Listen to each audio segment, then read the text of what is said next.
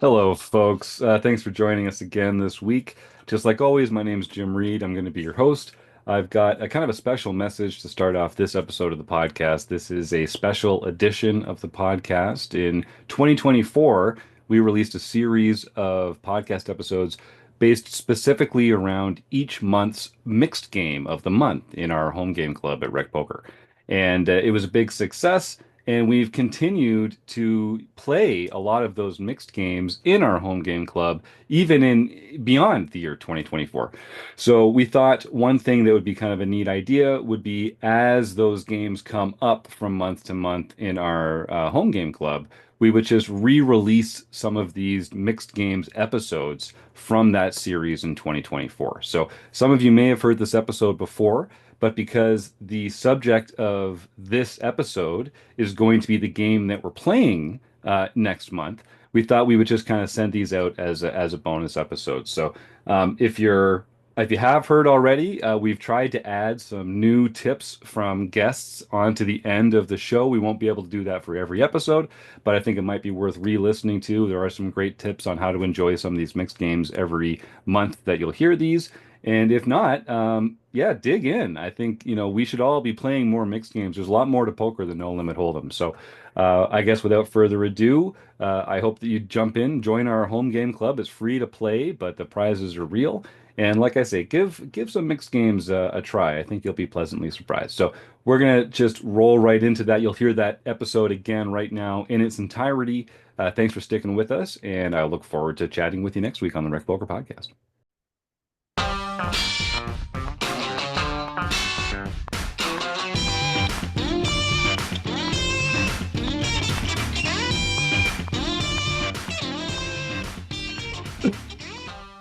Oh, folks, you're in for a treat when you hear that tune, 'cause it's time for another week of the Rec Poker Podcast. I'm your host, Jim Reid, Bluffsterini in the home game and at Rec Poker Jim on Twitter. And I have the best freaking job in the world talking poker with my friends here on the Strategy Forums edition of the podcast every Monday night while we steal each other's chips in a free nightly home game. All right, I have to thank our sponsors, the Running Aces Hotel, Racetrack, and Casino. Most of what we do here is free. We're a largely volunteer-based organization, so we depend on support from our sponsors and also from our premium members who take part in our training material and study opportunities for only $15 a month.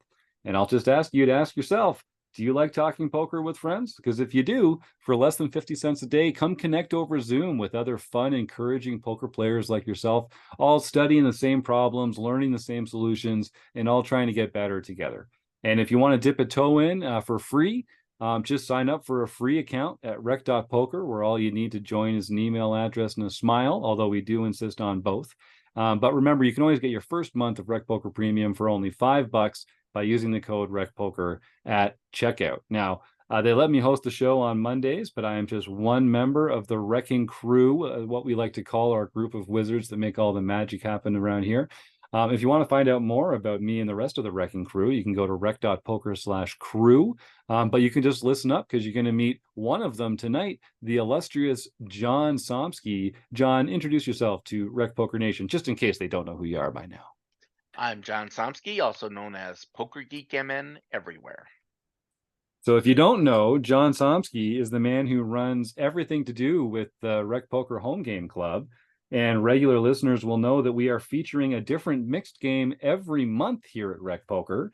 You're listening to this episode in February, and that's because we're going to introduce the game of Pot Limit Omaha to you so that you've got some time to practice. This will be the featured mixed game in March. So on the second Wednesday of March, we're going to be playing Pot Limit Omaha in our Player of the Year tournament series. And to give you a chance to practice, on the third, fourth, and fifth Wednesdays of the previous month, we're running our practice mixed game series in that same time slot. So if I've done my math right, this episode should come out the day before the very first practiced mixed game in February. So it should be the third Wednesday of the month tomorrow. I hope I got it right. And you can play Pot Limit Omaha for free and practice in our home game club for the next couple weeks before the March second Wednesday of March comes along, when we start playing for keeps in the Player of the Year race. And I'll also just shout out to our listeners. If you think this is fun, get ready for Marek Madness, which is going to be right around the corner all March long. Taylor Moss will be engineering some heads up bracket play. And if you want to find out more about that, just go to rec.poker/events and you can see all the great stuff we've got coming up on Twitch for the entire month of March. We'll be having these matches and it's going to be a lot of fun. So, John Somsky, you've done such a fantastic job putting the slate of mixed games together all year long. Pot Limit Omaha is the game that we're playing in March. Why don't you tell our listeners a little bit about sort of the mechanics of and the rules of the game, and then we'll throw to some segments from our guests in the past with some fantastic tips and advice from the pros on how to play these mixed games to the best of their abilities. That sounds good. So far we have played 2 different draw games this year, and now we're going to be switching it up and switching over to a flop game. So flop meaning it's just like no limit hold'em. There are 3 cards on the flop game, 3 cards on the flop, 1 card in the turn, 1 card on the river. So those of you who are familiar with no limit hold'em will understand Pot Limit Omaha fairly easily. The biggest difference are, well, 2 of them. One is that it's Omaha, and second that it's pot limit. So the pot limit means that you can bet up to the size of the pot. So for example, when you have a small blind and a big blind, so you have 1.5 blinds in the thing and you're under the gun, the maximum you could raise to is 3.5 blinds. The way you calculate that is you first call whatever pending bet is there. So the opening bet is the size of the big blind that you need to match. So now there are 2.5 blinds in the pot. One from you, one from the big blind, and one from the Small blind. small blind. And then, so that gives you 2.5. So you can raise it to another 2.5. So total, that is a 3.5 big blind bet. Now, don't say I'm going to call and then raise because that's a string bet. You don't want to do that. It's just going to be, you're going to do a pot size bet. So that would be 3.5 blinds. And when you have good dealers who are dealing Pot Limit Omaha, they will know exactly what the size of the pot is, exactly how many chips it is to put in there. When you're playing online, the good thing is that there'll be the pot size button and it won't let you do anything more than that. Matter of fact, you can't just say, I'm going to go all in. You can only make the pot size bet limit. Now, let me So, stop you right there because that's something that I find a little intimidating playing live because I'm mostly an online player. I mostly play no limit hold'em. And so if I want to know the size of the pot, I can look at the computer. It'll tell me how much is in the pot. But also the amount of the pot is kind of like less relevant in no limit games, even though it's also important. To know exactly how much it is isn't that important. For this game, is crucially important. How much how responsible are we as players when we play live to actually know how much is in the pot ourselves? And is it quite common instead to sort of rely on the dealer to help you figure out exactly what size you'd have to make your raise? typically the dealer will know. People who play a lot of Pot Limit Omaha, which I'll be honest right now, right here, of all of the mixed games, Pot Limit Omaha is probably my weakest mixed game. Mm. Um, but there are people who will be there, other players at the table who will know exactly what the bet size is as well. I myself do not have that when I play live. What I often will do, you don't have to make a pot limit size Mm-hmm. bet. Now, Mm-hmm.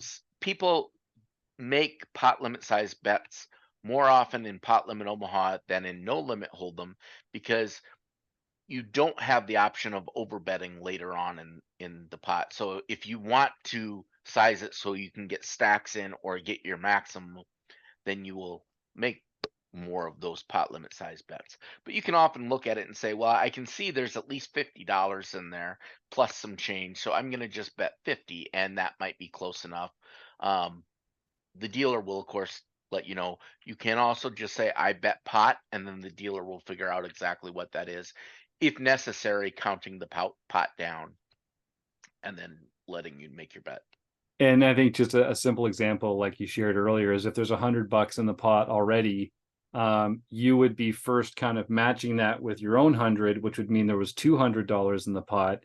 So then you could raise, so your total raise would be to 300 because it would Correct. be the 100 that's in the pot originally, the 100 that you put in to match it. Now the pot's 200, and that's how much you can raise. Correct. Okay, I think even I could figure that out eventually. The other aspect that is different than no limit hold'em is the fact that this is Omaha. So the difference between hold'em and Omaha is you are dealt 4 cards instead of 2. And you think to yourself, well, that's like having, if you look at all the combinations, it's almost like having 8 different hold'em hands. Right. Um, but i- so it's going to be much more powerful, except for there is a little catch. And the catch is you must play exactly 2 cards from your hand and 3 cards from the board. So, in other words, if you are dealt 4 aces, that is Mm, not a great hand because you will be playing a pair of aces with 3 cards that are yet to come. So you might get a full house, but you're never going to have the king high full house, and you're never going to make trips with your cards. So, having 3 of a kind in your hand is also not good because that means one of your cards is going to be dead. You can't get a set with that particular hand there. and and John, one thing that tripped me up when I was first learning this game, if you're used to playing No Limit Hold'em, and let's say you've got like the Ace of Hearts and the Jack of Spades in your hand, when the board comes out with 4 hearts, congratulations, you've made the nut flush.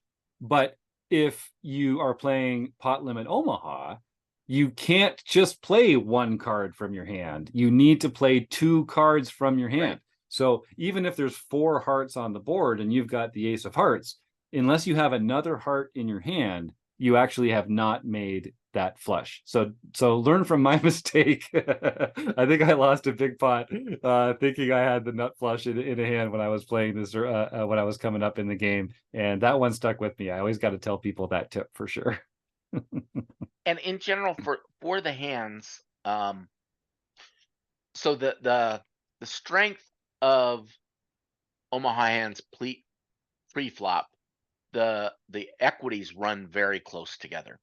So that's why you can see a lot of people getting money in pre-flop because the equities are so close together. But it's a good way to also go through a lot of a lot of money if you're doing that. Um, the thing you want to think of is your 4 cards are kind of like 4 legs to a chair, and you want to have all of these kind of working with each other. Hmm. So, for example, having an ace, ace, king, queen of 2 different suits is excellent because you have a pair of aces, which gives you, you can make your set with it. It is the top pair. You If you have 2 different suits, that means you have 2 flush draws you could possibly get. Whereas if you have 3 suits in the hand, you're only having 1 flush draw.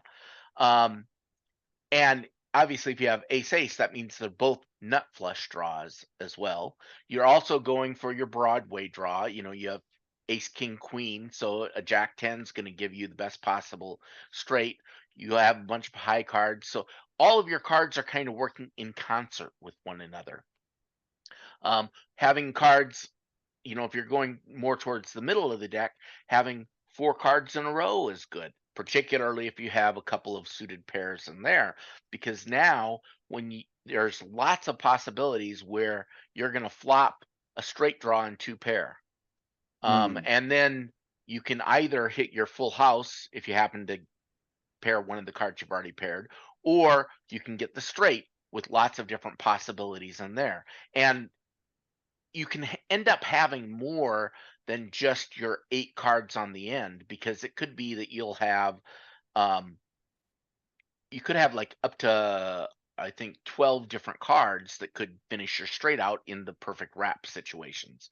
So you can have lots of outs to give you those straights, and if you can throw in some flushes in there, lots of possibilities to do semi bluffing with. Yeah, and lots of possibilities seems to be the phrase for a game like this because you can it's very flop dependent because you kind of need to know what's the dressing for the hand that you can make the bigger hands on. But it's also quite common to flop the nuts and be really behind by the time the river comes because it's quite easy to improve the strength of your hand on a lot of turns and rivers just for the same reason that you say. So one thing that jumped out to me when I was learning this game is the relative strength of hands like pair and two pair hands goes down significantly in games like this because people are more likely to be making much stronger hands like sets and straights and flushes. Um, is there like a line to be drawn between what counts as a really good hand in Omaha versus what counts as a really good hand in Hold'em, or is it really just sort of extremely board dependent and you just kind of have to buckle up and see if you're going to get to the river? It is extremely board dependent. However, I can't remember the exact odds, but years ago, someone told me that, let's say 70%, I don't know if this is the number, but 70% of the time the nuts changes in Omaha on the river. So, what the theoretical nuts was. So it's very difficult. Just because you have the nuts on the flop, you can have the nuts on the flop and be in a situation where you should probably fold because there are so many other draws. If you're playing against lots of other people with lots of other draws, and if you don't have any room to improve, um, it's time you could be a dog with the nuts on the flop, which is something that I don't know ever happens in Hold'em. Right. Other than, well, I guess against a straight flush draw maybe, but there aren't very many cases where you're going to have the nuts on the flop and not be at least have the majority or lion's share of the equity in the pot. So like an example of that would be like having top set on a very wet dynamic board and not having the redraws to the straights or Right. flushes or something like that. And of course, I guess you could fill up.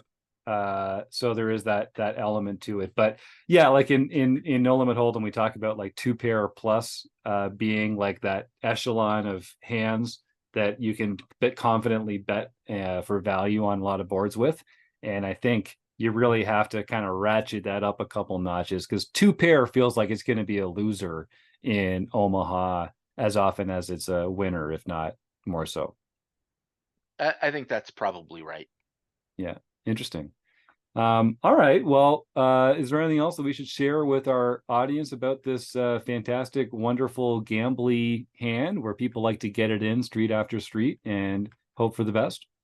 No, I would just suggest listen to all of the voices that are coming after mine for actual uh, strategy here. Because again, this is my weakest game, but I do know the rules, so I can help you out with that at least. Well, thank you so much, John Somsky, for all the work you do for our home game club and our members here at Rec Poker. Listeners at home, stay tuned. You're about to hear some advice and tips from some fantastic mixed game players on how to get the most out of Pot Limit Omaha. Thanks for listening. Okay, Chad McVean, give me a couple tips on how to play Pot Limit Omaha.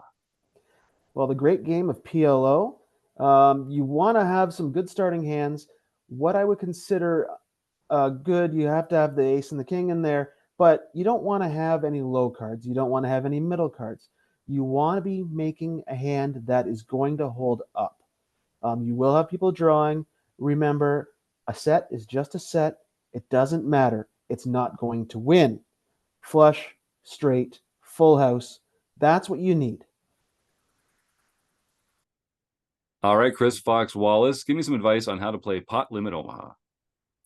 Yeah, I think when I work with students and I'm working with people who aren't terribly advanced, the biggest thing in PLO is if you focus on not being bet off your equity, you tend to end up in the right decision the vast majority of the time. So the decision that an expert will make, you can usually get that same decision with a high frequency just by making sure that you're not being bet off a bunch of equity. So bluff with your hands that absolutely whiffed, but don't bluff with a hand where you're going to be sad when someone raises you and you have to fold. Having 10-9 on an 8-6-3 board, right? You'd be pretty sad to have to fold that if you bet it. So why are you betting it? Whereas if you had ace, king, queen, jack on that same 8-7-3 board, you're not sad to be raised. If they raise, you need runner to beat them, So bluff with those worst hands and don't bluff with your hands that have some equity. And that same is true for some solid made hands. You don't want to, somebody bets, you don't want to raise 2 pair. And then what? Now, if they jam, are you folding to a draw? And that's horrible. Or are you calling it off against a set? And that's horrible. So don't raise there because you don't want to be raised off your equity. Be focused on not having to let go of your equity. And so, don't generate a pot that's so big that you have to fold away a bunch of equity in a big pot, and bet hands that you don't mind folding if somebody raises. All right, Mike Patrick, give me some advice on how to play Pot Limit Omaha. All right. More cards, more fun is generally the mantra when it comes to any mixed games, but in Pot Limit Omaha, it can get you in trouble. Just because you have, 4 cards and you have more possibilities, don't fall in love with that idea because there are a lot of hands that can get you in trouble. They're, unless you're really super suited and connected, middle cards are going to get you in some trouble. Danglers are the biggest issue that a lot of people have. They will start a hand with 3 good cards and 1 bad card. So you can have king, jack, deuce. And ultimately, you really only just have a pair of kings there. If you are going to have something that's got a dangler in there, make sure that you're super suited. You can play, high cards with 1 baby down there, so long as you are suited to the nuts. So if you have like an ace deuce with a pair of queens or something in there, you're going to be okay so long as you are drawing to that deuce is, going to be part of your flush draw if you're going to go for that. So definitely don't open up your range too wide just because you have too many cards, just because you have more cards. And be careful with the danglers, but they can kind of be okay if you are suited. So I've played a couple of hands of PLO where having that dangler has kind of come in handy and it's been super disguised. So that can kind of come in handy there. So nice. All right, Norman, Chad, give us some tips on how to play Pot Limit Omaha. Pot Limit Omaha is actually pretty simple, but simple as can be difficult. It's hand selection like it is in most games. And then when the flop comes out, because you usually get it all in on the flop, you've got to be in a good position. You do not want to be trailing. So in Pot Limit Omaha, you want to start with hands that work together. So those are cards that could make straights, 3 cards to a straight with a pair like king, queen, jack. If that's double suited, you're going to Sizzler. So you want double suited hands. You want to be drawing to the nuts. You always want to be drawing to the nuts.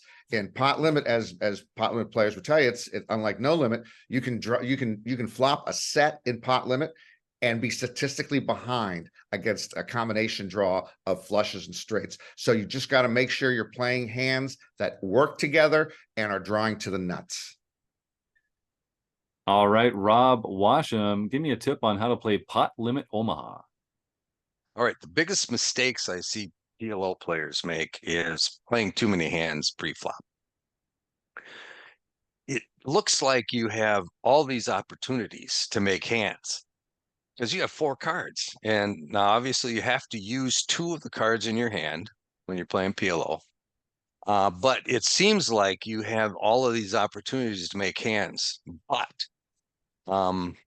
to quote our boy Tommy Angelo, don't play hands with danglers. You want everything to be connected in some way. You don't want that, you got 9-10 jack, it looks really great, but then you have a 4 with it. Well, it's not, that 4 doesn't come into play at all. So now you're only playing 3 cards against everybody else's 4 cards. So you got to keep in mind that you don't want to play hands with danglers. You obviously want to play 2 suited hands if you can. If you get a 2 suited hand, that's great, especially with the aces. Suited aces are great. keep in mind, even a suited ace with a dangler is not that great of a hand because the dangler is not going to come into play.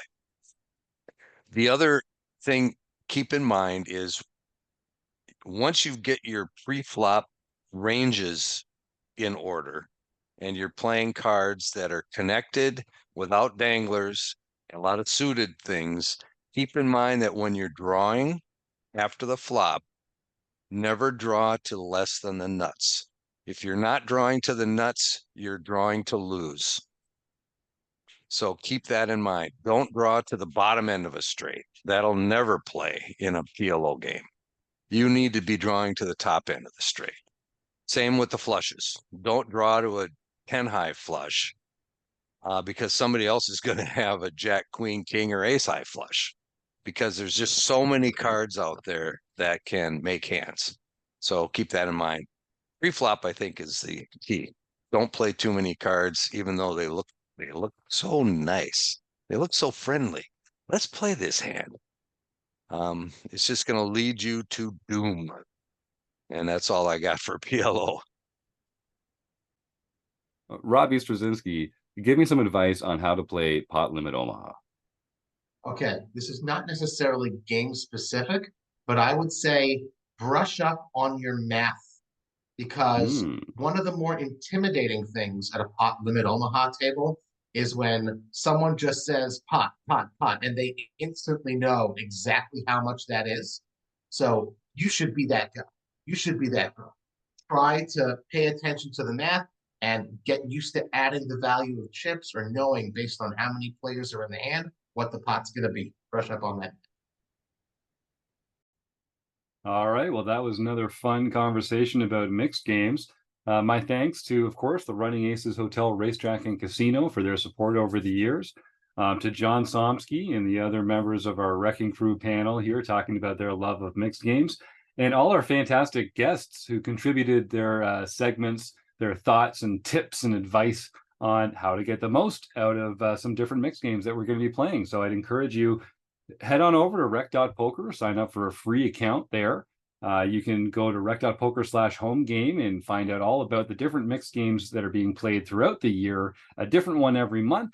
And I would encourage our listeners, if you're a no limit hold'em player, dip a toe into some of the mixed games. You'll be surprised how much fun you can have. So without further ado, I'll just say thanks for joining us for another week of the Rec Poker Podcast. And I hope I get to see you all again next week or sometime real soon.